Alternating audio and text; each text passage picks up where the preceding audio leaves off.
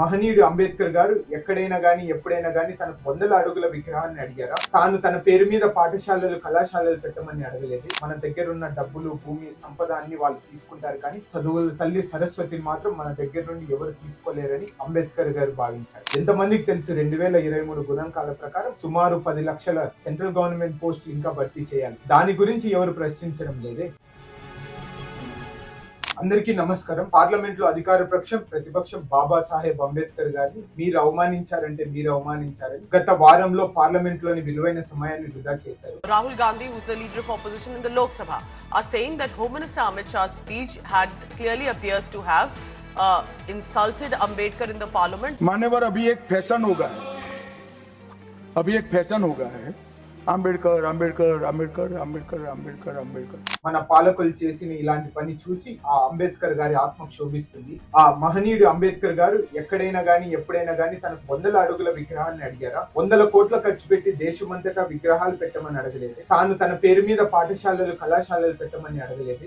ఆ మహనీయుడు అడిగింది కేవలం అస్పృహలుగా మన సమాజం పరిగణించిన దళితులకు విద్యా ఉపాధి అవకాశాలతో పాటు సమాజంలో అందరితో పాటు సమానంగా జీవించే హక్కు కోరుకున్నాడు. తాను చదివిన తాను అధిరోహించిన పదవులు ఆ దళితుల కులాలకు షెడ్యూల్ తెలగల కోసం వారి బాగు కోసం అని కోరుతున్నారు. తనని గౌరవించడం ఎలా అని తను మనకు 8 సూత్రాలు ఇచ్చారు. దాని గురించి మన పాలక పక్షం బీజేపీ అయినా కానీ అటు ప్రతిపక్షం కాంగ్రెస్ కానీ అమలు చేయమని కదా పోరాడాలి తప్ప తనని అగౌరవపరిచారని ప్రజల సొమ్ముతో నడిచే ఆ ప్రజా దేవాలయం లాంటి పార్లమెంట్ లో కొట్టుకోవడం ఏంటని ఆ మహనీయుడి ఆత్మ క్షోభిస్తుంది. ఆ 8 సూత్రాల్లో తాను కోరుకుంది అంతా ప్రతి ఊర్లో ఒక లైబ్రరీని నెలకొల్పాలని కోరుకున్నాడు. ఇంకా మనకు స్వతంత్రం వచ్చి 75 సంవత్సరాలైన తర్వాత కూడా కొన్ని ఈశాన్య రాష్ట్ర గ్రామాలలో 10% కూడా లైబ్రరీలు లేవు. దాని గురించి కదా మన పాలకులు పోరాడాలి. ఉచిత నాణ్యమైన విద్య అందరికి అందించాలని కోరుకున్నాడు ఆ మహనీయుడు. ఈ పెత్తందారుల బూర్జువా వ్యవస్థలో మన దగ్గర ఉన్న డబ్బులు భూమి సంపద అన్ని వాళ్ళు తీసుకుంటారు కానీ చదువుల తల్లి సరస్వతిని మాత్రం మన దగ్గర నుండి ఎవరు తీసుకోలేరని అంబేద్కర్ గారు భావించారు. ఇంకా మన దేశంలో స్వతంత్రం వచ్చినప్పుడు కట్టిన పాఠశాల పరిస్థితి గురించి మన పాలకులు కదా పోరాడాలి.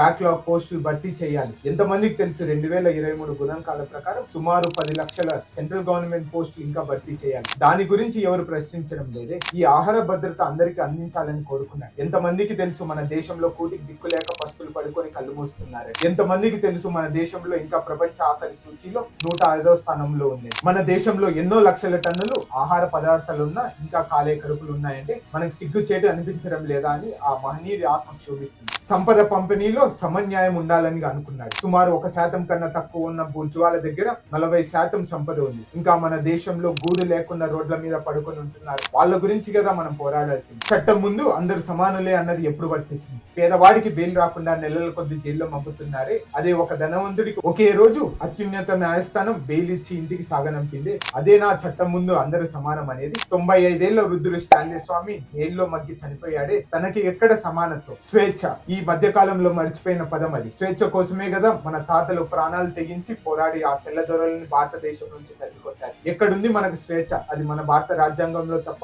బయట ఎక్కడా కనిపించడం లేదే. ఈ 8 విషయాలపై రాజకీయ పార్టీ నాయకులు చిత్తశుద్ధి చూపిస్తే అది అంబేద్కర్ గారికి గౌరవం చూపించినట్లు అవుతుంది. ఆయనపై గౌరవమే కాకుండా ముందు మన జాతికి సమాజానికి మేలు చేస్తుంది. అంబేద్కర్ గారు అధ్యయనం, ఆత్మగౌరవం, శీలం ఈ 3 నాకు ముఖ్యమన్నారు. శీలం ఉంటేనే మిగతా 2 సాధ్యమన్నారు. అది వ్యక్తికైనా వ్యవస్థకైనా. ఆ శీలాన్ని రాజకీయ నాయకులు సంతలో గొర్రెలు నమ్మినట్టుగా అమ్ముకుంటున్నారు. పార్టీలు మారుతూ వాళ్ళు ఒక పార్టీ గుర్తు మీద గెలిచి మరో పార్టీ ఫిరాయిస్తే మీరు మిమ్మల్ని కాదు, మిమ్మల్ని ఎన్నుకున్న మా మానాభిమానాన్ని మీ స్వలాభాల కోసం అమ్ముకుంటున్నారని ఎన్నుకోబడిన నాయకులు మర్చిపోకండి.